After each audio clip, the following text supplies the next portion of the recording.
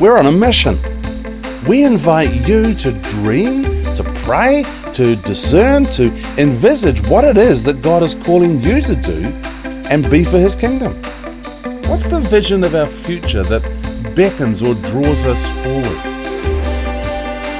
For every single one of us, every day of the week, whatever we find ourselves doing, we are open for business as servants of the Lord.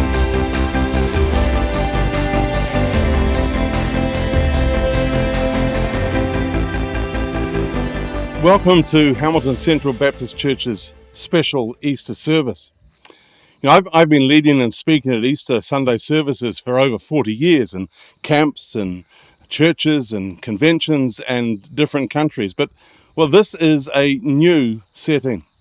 We can't meet together, and there's a sense of loss about that, even though we fully know and agree with why. It's all rather different, right? But in another sense, nothing has changed. We celebrate today the resurrection of Jesus from the grave, just as He said He would do. The message of the good news of Jesus is unchanged and full of hope, and it's constant. We are still His people, and the power of the resurrection to change lives, that's exactly the same. So, Christ is risen. Let's celebrate.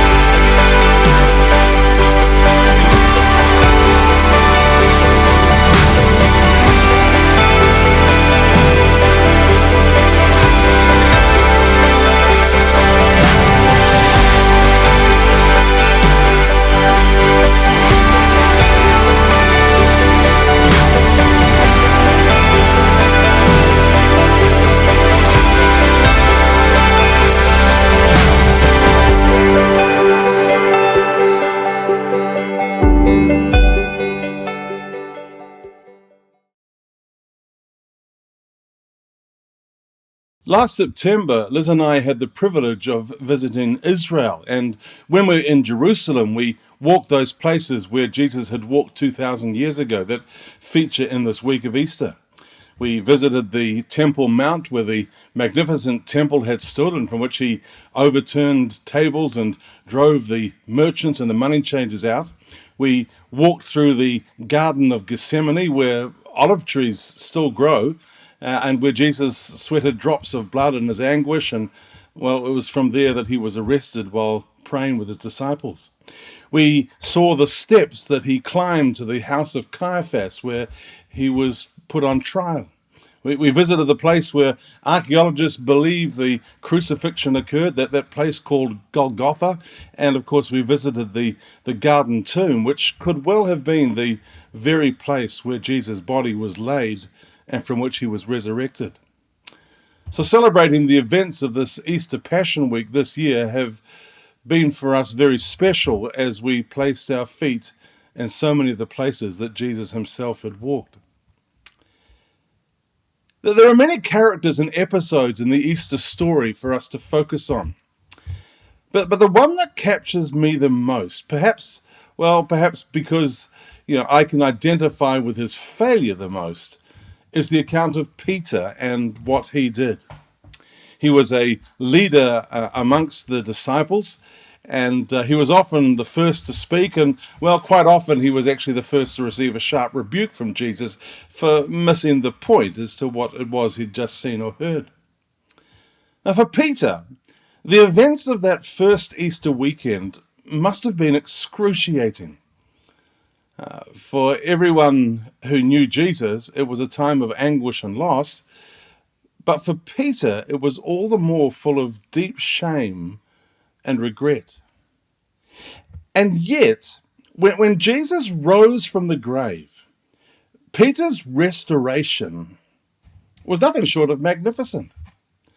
I have no doubts he told his story to any who would listen, but maybe it went something like this.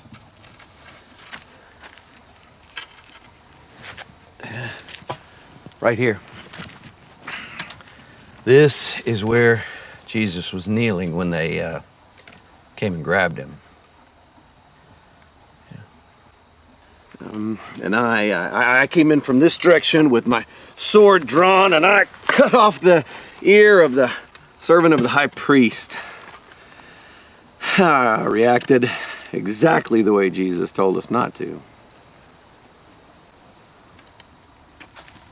And Jesus, he picks up that man's ear. And he puts it right on his head, like it had always been there. But that's what he did. Jesus was always fixing people's messes.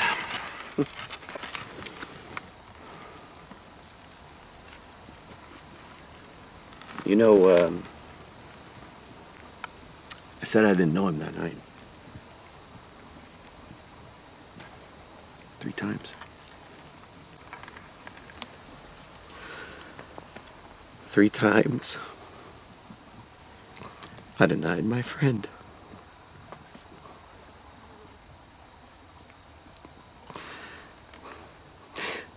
He told me I was going to do it before I even did it.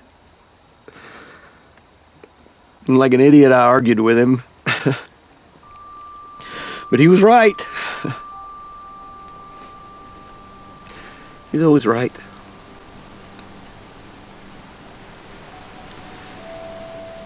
He told us he was going to die before he died.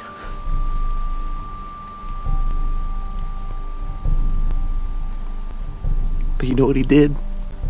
You know what he did when he came back to life?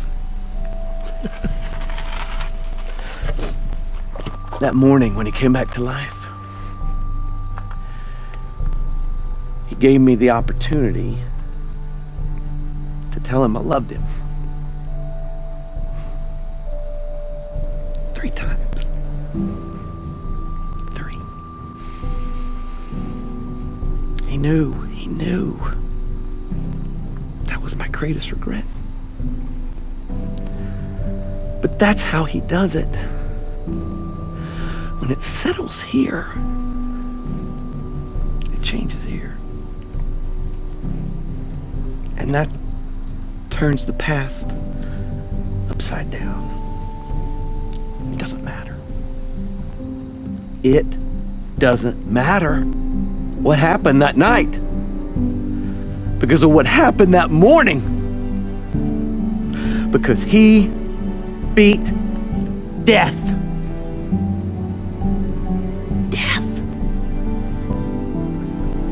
He is alive.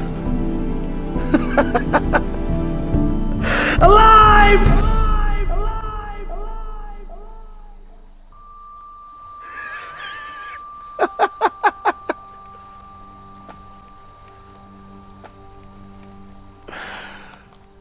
We pick up a conversation that Jesus was having with his disciples on the Thursday. It's recorded in Mark's Gospel, the 14th chapter, and we're starting at verse 27.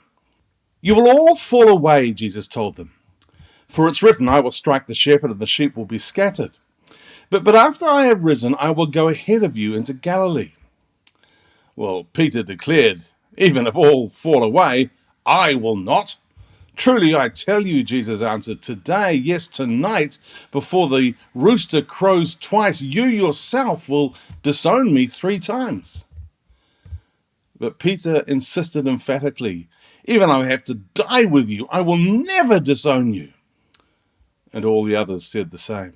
Now, I don't suppose we're supposed to have favorites, right? But, well, Peter is mine amongst the disciples. He's someone that I can identify with. The picture that we get from the Gospels of Peter is someone that's I guess a fairly rough diamond, a kind of rugged, tough, sunburnt fisherman. We might say today that he was never likely to become a rocket scientist or a brain surgeon or a captain of industry. So life on the road with Jesus was at times quite hard for Peter. His natural personality often came into conflict with what Jesus required from his followers. Peter was quite an impulsive person. He suffered from what we might want to call foot in mouth. When he opened his mouth, it was quite often to change feet. In his enthusiasm, he would make big, bold statements, only to discover later he'd missed the point completely. Well, that's pretty much what happened on this particular occasion. The next part of the story picks up after Jesus was arrested and he's on trial inside the home of the high priest. Again, Mark 14, picking up at verse 66. Well, while Peter was below in the courtyard, one of the servant girls of the high priest came by. And when she saw Peter warming himself, she looked closely at him. You also were with that Nazarene Jesus, she said. But he denied it. I don't know or understand what you're talking about, he said, and went out into the entryway. Well, when the servant girl saw him there, she said again to those standing around, this fellow is one of them. And again he denied it. After a little while, those standing near said to Peter, surely you are one of them, for you're a Galilean. He began to call down curses and he swore to them, I don't know this man that you're talking about. Immediately the rooster crowed the second time. And then Peter remembered the word Jesus had spoken to him. Before the rooster crows twice, you will disown me 3 times. And he broke down and wept. Well, basically, it all happened just as Jesus had predicted. Peter enters the Easter story with egg on his face. He did exactly what he said he wouldn't do. Some people have formed the view that Peter was a coward. He had the chance to stand up for Jesus, but he kind of wimped out. When the going got tough for Peter, well, Peter got going. But I wonder if that might not be just a little bit too harsh. There's no question that Peter did fail Jesus. But other actions recorded of him on the night that Jesus was arrested actually paint anything other than the picture of a coward. I mean, for instance, in the Garden of Gethsemane where Jesus was arrested, it was actually Peter who drew a sword and attacked the servant of the high priest. Now, surely that's not the actions of a coward. He was seemingly willing to take on the whole crowd in order to defend Jesus. It was probably only the intervention of Jesus in healing the wounded ear of the high priest's servant that stopped the crowd from killing Peter. Then there's the fact that Peter later on showed up at the high priest's house where Jesus was on trial. I mean, you'd think that having just attacked the high priest's servant, the most logical place to be was as far from the high priest's house as you could get, lying low. I mean, surely it takes audacity, it takes courage to go to the place where he might have been recognized. Now, these are not the actions of a coward. All the other disciples did appear to have deserted Jesus, but no, Peter stayed at least pretty close. Then there's the fact that Peter stuck around in the courtyard of the high priest after he was recognized. In John's account of this incident, the young servant girl who recognized Peter was actually related to the servant of the high priest whose ear Peter had cut off. And again, you think that if your cover was blown and people were beginning to recognize you for who you are, you'd at least get up and kind of discreetly slip out into the night. That would have been a logical thing to do. However, Peter didn't do that. He wanted to stay close to Jesus. So, I mean, to be sure, Peter denied his Lord. He let Jesus down. He failed an important test. And yet, even so, he demonstrated courage by sticking close to Jesus. Now, one of the reasons I like Peter the most amongst the disciples, I guess, is because, well, there's a lot that we can learn from his mistakes. I find his story helpful and hopeful because Peter, and like me and probably like you too, make a lot of mistakes and we let Jesus down. In this instance, let me suggest two major lessons or takeaways that we might want to actually ponder further. And the first of these is what I'd call simply the sin of overconfidence. Jesus had made a prediction to his disciples that they would all fall away at the time of his arrest. And he quoted a verse out of Zechariah chapter 13, verse 7. I will strike the shepherd and the sheep will be scattered. Now, when Jesus suggested what would happen to the disciples after his arrest, the original word that's translated here as fall away doesn't so much refer to backsliding or abandoning the faith as much as being caught in a trap. The word was used to describe how a hunter would snare or trap his prey. The animal would be tripped up and caught out. And Jesus was referring really to the devil trapping or snaring each of the disciples. That they'd be trapped or snared by despair and discouragement and making them feel like the whole cause was completely wasted after Jesus had been crucified. And the point that Jesus was trying to get across was that this trap, this falling away, would not be permanent. He was trying to assure them that after he'd risen from the grave, he would meet with them and encourage them once more. The work would continue. His death wasn't the end of the story. Oh, well, but it seems Peter wasn't listening. Instead, he blurts out this big, bold, self-righteous statement. Well, the other disciples might desert you, Jesus, but not me. They might all be fickle, but now you can count on me. I won't let you down. To which Jesus responds, tonight, Peter, before the rooster crows, you will deny knowing me at least 3 times. And again, of course, Peter emphatically disagreed with Jesus' prediction. No, not me, Lord. I won't ever disown you. Even if I have to die, I'll stand with you. I'm sure Peter actually meant what he was saying. He was being honest and sincere in his promise to Jesus. He believed what he was saying about himself. Unfortunately, he simply wasn't being realistic. Peter was overconfident, as if he saw in himself capabilities that were inflated. He saw himself as larger and better than stronger than his fellow disciples, somehow more immune or protected from the attacks of the evil one. In his enthusiasm, Peter had an inflated ego. He saw himself as better than the other disciples. Well, the scriptures actually have quite a bit to say about overconfidence.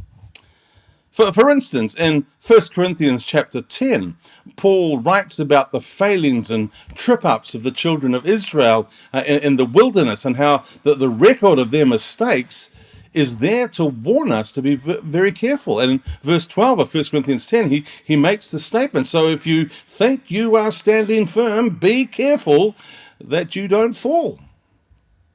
In other words, watch yourself.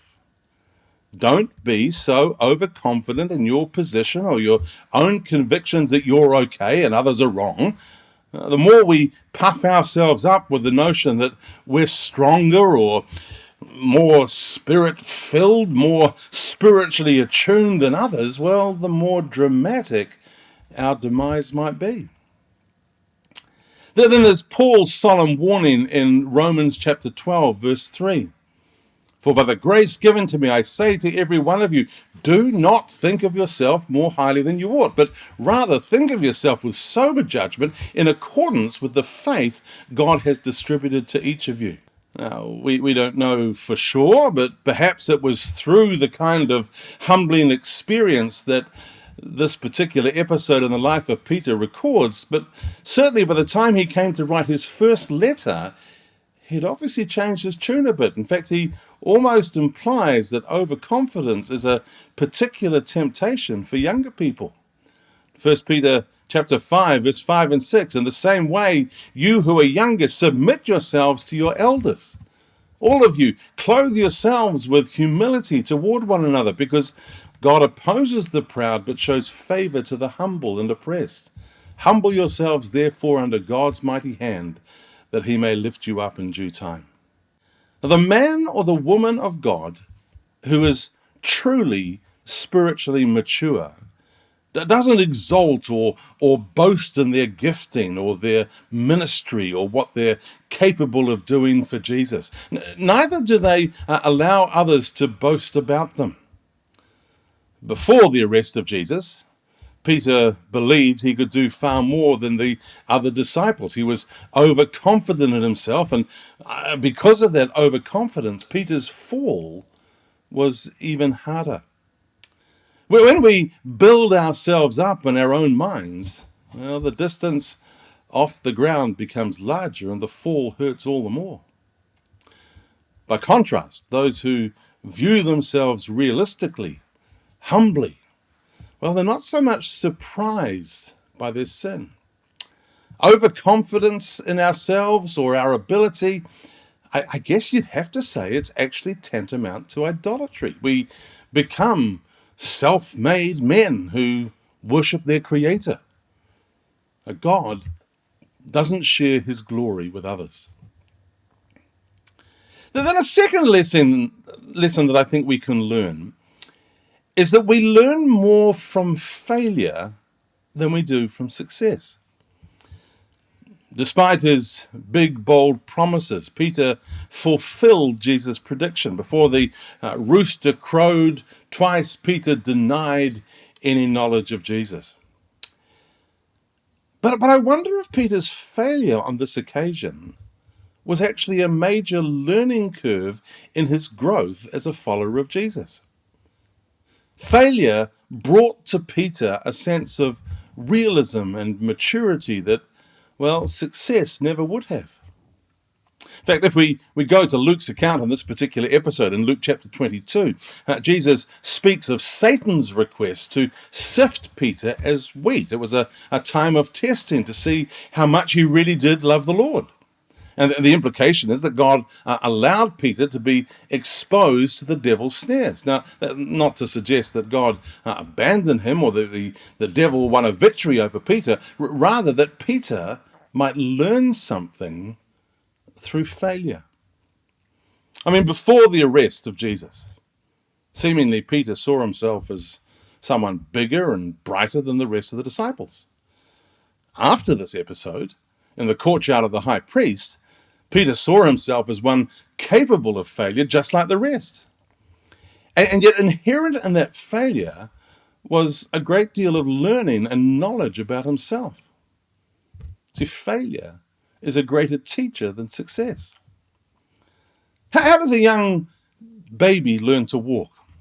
I mean, it's frustrating. It's nerve-wracking for parents to watch, right? The little child lets go of a chair or a coffee table and takes a few tentative paces only to fall flat on their little face and to cry. Or as toddlers, they start running down the path to greet us only to lose their balance or trip over a piece of stone and they land on their knee and they skin it and they cry. As parents, we wish we could help them avoid the pain of falling over. We want to shelter them from the bruises and the cuts. And yet the process of failing and tripping is actually doing a valuable work. It's teaching the mind of the child about balance and self-control and motion. Part of the way a baby learns to walk is by falling over. And maybe there's a life principle there. We learn far more from our failures and our trip-ups than we do from our successes. For one of the things that failure does within us is to breed humility. We catch a glimpse of ourselves that's more real than when everything is going well for us. Now, I mean, obviously you could take this to an illogical extreme. Learning from failure does not mean that we should have low self-esteem. For far too many people live in bondage to the notion that they're useless and a failure. That's not the way God designed us or wants us to look upon ourselves. But an overinflated ego or an overly triumphant boasting, that also is not what God wants for us. Success has a tendency to make us cocky. It breeds arrogance and haughtiness and a false sense of security. Indeed, show me a man or woman of God who we look up to and we want to be like, and well, I'll show you a man or a woman who has experienced failure at some point in their life. It's the principle of brokenness, the tears of disappointment, and the realization of failure teach us more about life and God's grace than the heady heights of success and triumph. The Christian church doesn't have a brilliant record in coping with people who fail or fall short. Failure doesn't feature much in our testimonies or the stories that we tell of God's dealings with us. The Christian army has been described as the only army in the world that shoots its wounded. If a brother or sister makes a mistake, well, we come down on them with a ton of judgmental bricks, and we point the finger of accusation, and we pull the trigger of condemnation. We make room for those who are successful, whatever that means, but we have no time or place for those who fail. We're better at telling the good, sugar-coated testimonies of our triumphs and our blessings. We like to give the impression, which actually is false, that as a child of God, everything goes well for us and we're always on top. Sometimes our definition of success is also different from that which God might regard as successful. We boast over triumphs that, well, he might not want to own, because they make us proud and haughty. We retain a little of the glory that really belongs to him. And yet from God's perspective, the process of failure, well, that's the precious classroom where we learn most about ourselves and the character of God and his work of restoration. I find it significant that this incident in the life of Peter finds its way into all four of the gospel narratives. How did others come to know what happened that night? Well, the most logical answer is that Peter told them. Peter was open to explaining the fact of his failure and the changes that took place within him because of it. Before the arrest of Jesus, Peter's testimony was bold and triumphant and arrogant. After the death of Jesus, Peter's testimony and his ministry was tinged with reality that only failure and brokenness can bring. And the implication is he unashamedly spoke with others about how he had, well, let his Lord down and how Jesus forgave and restored him. Now, failure isn't necessarily an enemy.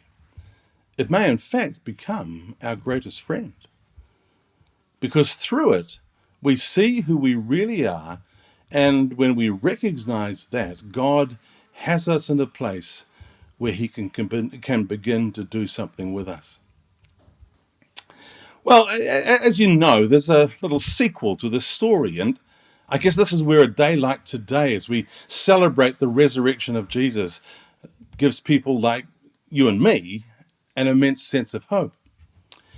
At the time the rooster crowed, Peter recognized how he'd let Jesus down. He went away and he wept. He was a broken man. He probably thought he'd blown it completely in terms of his relationship with Jesus. But following Jesus' resurrection, and we read about this in John chapter 21, there's a touching interchange between Jesus and Peter. 3 times Jesus asks Peter whether he loves him. And 3 times Peter disowned Jesus. 3 times Peter has the chance to undo the pain he's caused. Jesus restored the failure and gave him a new commission, a second chance. Now, back on the night of Jesus' arrest, we read of a disciple who publicly denies any knowledge of his friend. But if we move forward into the first few chapters of the book of Acts, the disciple Peter is somewhat transformed, openly, publicly, before hundreds of thousands of people. The same denying Peter is unashamedly declaring his love and commitment to Jesus. The one who failed is not only restored in relationship with his Lord, but he's also clearly recommissioned to serve him. And this is the hope of Resurrection Sunday. When Jesus rose from the dead, he destroyed the power of sin and death. That compulsion to disobedience that would lead to ultimate condemnation was unilaterally destroyed. If human sin sickness was like a deadly coronavirus, COVID-19, then the resurrection of Jesus, well, that's a little bit like a life-giving vaccine. It's so much more than just a singular event that happened once 2,000 years ago. It actually has perpetual relevance and impact. When people like us come into restored relationship with God through Jesus, the Holy Spirit of God enters our being, and the destructive power of sin over us is broken. Or as the Apostle Paul put it in 1 Corinthians 15, he said, "Where, O death, is your victory? Where, O death, is your sting? The sting of death is sin, and the power of sin is the law. But thanks be to God, he gives us the victory through our Lord Jesus Christ." So, like Peter, we've all failed our Lord and our friend. Peter came face to face with his own failure and repented of it in bitter tears. Jesus reached out and restored him, and Peter was recommissioned in his purpose in life and was mightily used by God. Now, his was a painful story of tragedy and restoration. The message of Easter and today of all days, well, the same can actually be our experience too. We turn our hearts toward the Lord. We acknowledge our failings and shortcomings. We pray to God and we ask him to forgive us and to cleanse us from the debilitating stain of our mistakes. And well, then we watch how God lifts our head and gives us new, resurrected hope for the future. Our Heavenly Father, we thank you for always giving us a second chance, for always leading us towards your ways, your light, your truth. Lord, at this time, I just want to lift up people that we are not noticing quite so much, they're slipping through the cracks of society, that are struggling with the lockdown and the bureaucracy and all the things that make their lives so much more difficult. I just want to lift them up to you, Father, and just pray that in this time people will seek and find you. And I thank you for all those organisations which are just getting out there and helping people best as they can, with either under your guidance word or just in general wanting to help people in society. But once again, we pray that everything would lead back to you and that you would be glorified. In Jesus' name we pray. Amen. Friday sunset, black and red, weep for Jesus Christ is dead. Sunday sunrise, white and gold, Christ is risen as foretold. The whole bright world rejoices now, with laugh and cheer, with boundless joy. The birds do sing on every bough, Alleluia. Then shout beneath the racing skies, with laugh and cheer, with boundless joy, to him who rose that we might rise, Alleluia. God, Father, Son, and Holy Ghost, with laugh and cheer, with boundless joy, our God most high, our joy, our boast, Alleluia. We celebrate Easter with the disciples who saw the risen Jesus. and who knew that love was stronger than death. We also remember Thomas, for whom Easter was a long time coming, and all those who feel alone in their doubt and despair this Easter. Risen Jesus, make yourself known to us all in due time, so we may know for sure the joy of heaven. You take what is and you make it beautiful. When love floods in, we are restored forevermore.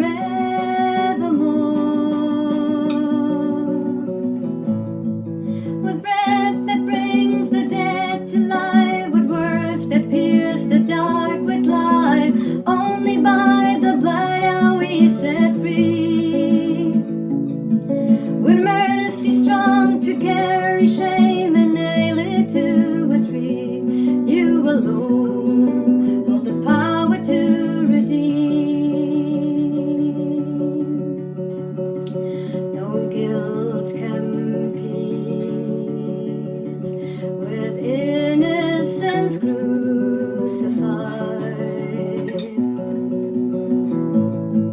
No grave can hold what your grace has justified.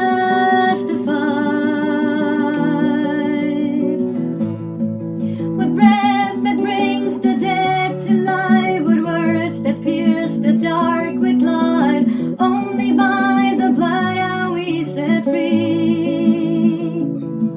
With mercy strong to carry shame and nail it to a tree, you alone hold the power to redeem. Rejoice, O child of God, lift your eyes to see. With every morning light, again we are redeemed. Rejoice, O child of God, lift your eyes to see. With every morning light, again we are redeemed. With breath that brings the dead to life, with words that pierce the dark with light, only by the blood are we set free. With mercy strong to carry shame and nail it to a tree, you alone have the power to redeem. Oh, you alone hold the power to redeem. Oh, you alone hold the power to redeem.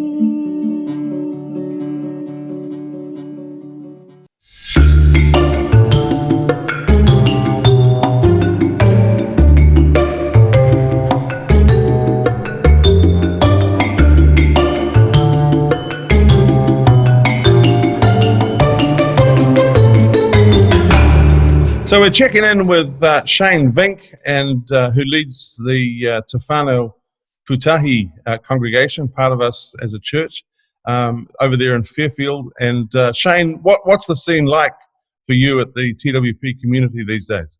Most of the whānau are doing pretty well, that are connected with the church. Some that we have connection with in the community are struggling just a little bit more, and a number of those ones we connect through childcare. And so we've been just able to just touch base with them, find out what they need. Our childcare manager, Rachel, has sent out a stack of resources to them to be able to just get them thinking about education, and we're also helping them with different things as we go along. So yeah, it's good.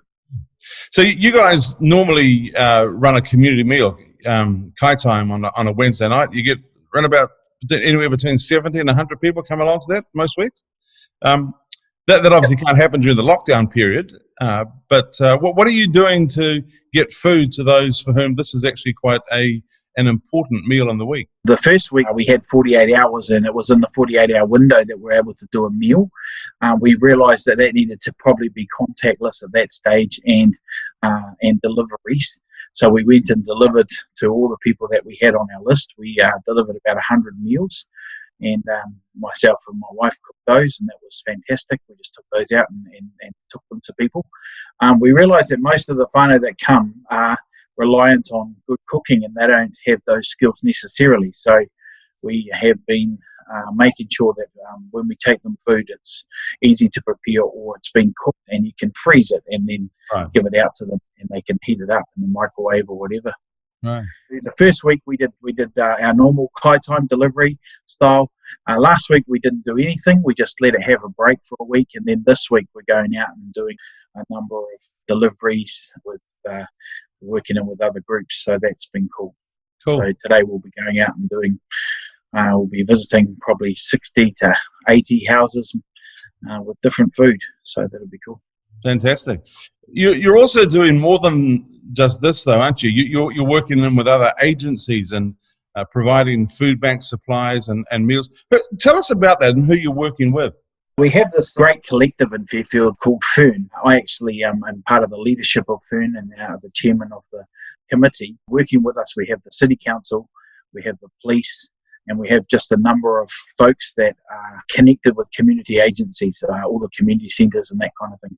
And so we had this great opportunity again to work in with civil defence, because the guys that are running the civil defence centre are our neighbourhood development workers that come to our meetings, so we know who they are and we can access them just by calling them on the phone, and they've been calling us and just making sure things are good. And also in the service we also have a good connection with the police. And they come to our meetings and they keep us up to date on what's going on in the community. What are some of the social needs that you're actually beginning to see in your community? The wider community, it's the church, but the wider... Yeah, the church community seem to be pretty resilient. They seem to be doing okay. Most are connecting. I'm connecting with some. Nettie's actually come along and connected with a whole lot, which we really appreciate. And so she's doing a number that I wouldn't be able to connect with, or just in our area. And so there's good pastoral care going on for the church, but we are seeing in the community a greater need for services to do with counselling, to do with family dynamic issues. We're seeing potentially some of the issues around the family violence is to do with food insecurity, and just not sure if they can get to the supermarket that week, and the kids have eaten them all out of house and home because it's holidays, and there's just so many issues when the kids are home about how things can go in the community. And so we've got a number of issues at the back of where we just one of our streets that just backs onto our centre, and so we're just trying to support the police in as much as we can. Cool. Well, Shane, you're doing a great job, and how can we support you guys in what you're doing? What would be helpful? I guess really there's not a lot of practical work, in the sense that we are going to be doing some deliveries in the next couple of Wednesdays. Part of the problem is our database is all done by memory, and it's coming mostly out of my mind. So the problem is I know where they all live, but I don't know their address off by hand. So we don't. So that's the hard part. So I couldn't give a list of addresses and say these are all the people you need to go and see. And often they're in flats, and there's all these issues. So there's probably not a lot of practical work to be done. Most of our whānau will look after that. We have a number of younger folks that are keen to be involved in doing stuff. But it's just really just praying for us as we go, that we'd be safe, and that there would just be a great sense of community. And really that the gospel was seen to be, that the church is seen to be doing something for the community. A real light to this community would be the prayer that we're really praying, that it's not just a time of crisis, but we can offer spiritual direction, we can offer a bit of prayer. We can't offer too much, but we can offer something to the community. So that's really what we're trying to do. Yeah, fantastic. Well, kia kaha, bro, and thanks for all that you're doing, and we're with you 100%. We'll be praying for you. Blessings on you.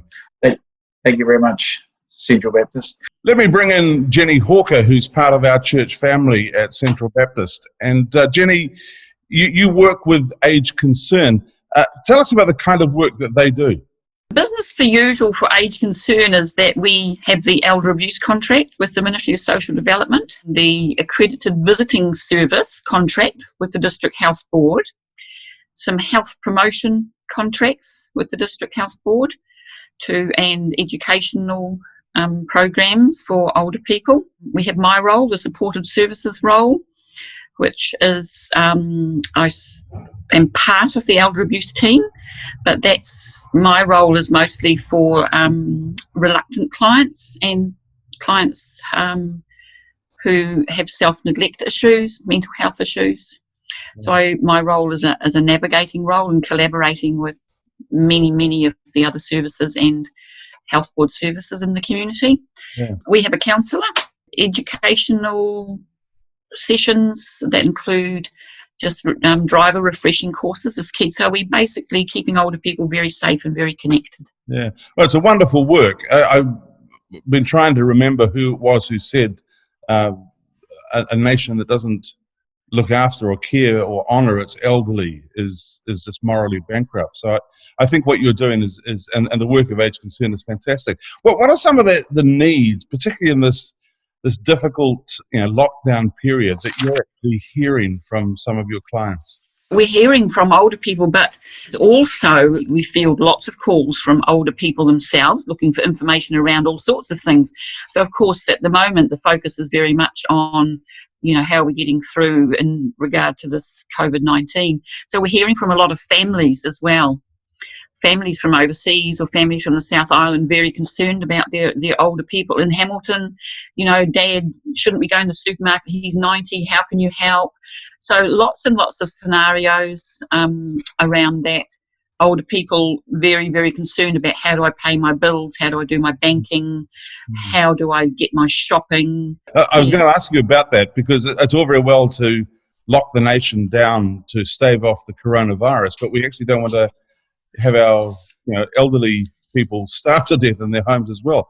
How do they get something like the groceries in their homes? I imagine not many of them would be able to order it online. Exactly. So there we have one issue already, is that many older people, either their children are trying to order for them online and the traffic online is far too busy, they're not able to succeed and families are getting anxious. It's basically coming down to some quite hands-on and reaching out to Central Baptist, reaching out to places like Driving Miss Daisy. The staff at Age Concern are also responding, because we have over 80 people that we are contracted to shop for. These are people who have no natural connections, and we've actually stood down our volunteers, and the staff are covering. We're trying to find some informal and natural connections for these people, but so it's a lot of focus on how do they get their supplies, how do they keep healthy. This isn't going to end in a hurry. I mean, the lockdown, who knows how long that's going to go, but the kind of needs and the issues, they're going to go on for some time. What are the anxiety levels that you're hearing from people? Yeah, right from day one there were panicked calls, and quite upsetting too. I got a call from, I think it was a lawyer, to say that an older person that they'd been dealing with rang in to say to the lawyer, well, look, I'm resigning myself to die alone in my house. Really, really quite anxious. They're anxious because they've lost their connections with their grandchildren. They're not able to get out and about and do what would normally support their own mental health and physical well-being. A lot of older people have to really, really try and draw on resources in the community to keep healthy and well. Well, their isolation has been increased. Are there any practical needs that we as a Christian community might be able to help support? So I remember when this all first started playing out, I became aware that Central Baptist was taking very good care of the Shiloh residents. And I did ask, do you have the resources to reach outside of your flock, our flock? And yes, so we're really, really pleased to know that we're able to make phone calls, because some of our clients need an awful lot of TLC. Some of them, not all older people are needing the support that Age Concern gives. A lot of them are out there, mountain biking, doing all sorts of things in their 90s. But the kind of clients that we support are the more vulnerable in the community. And so it's great to know that we're able to collaborate and share that and request specific things about shopping, phone calls, dropping in. We do need more people to make phone calls and to visit isolated, lonely people. Okay. Well, I think that's just wonderful. And folks, if you think you might be willing to, put your hand up and help with this, please get in touch with either me or John Lockley, and Jenny gets in touch with us, and then we assign people to go and do the jobs that they ask us to help with. So when we all get back together again, watch this space, because Jenny has I think a wonderful God-given idea that we might, as a church, establish something like an aged care person's hub in our campus. God's given us a great resource and a need on our doorstep, and we want to support that. So thanks, Jenny. Thanks for letting us catch up with what you're doing, and God bless you, and stay safe. Yep, you too. Thank you. Bye, Brian.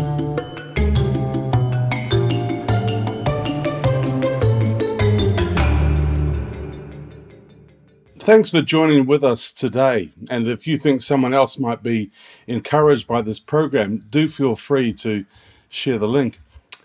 Well, in closing, here's a few pointers on maintaining our mental well-being during these uncertain days. They're based on info that you can find on the COVID-19 website. The first is stay connected.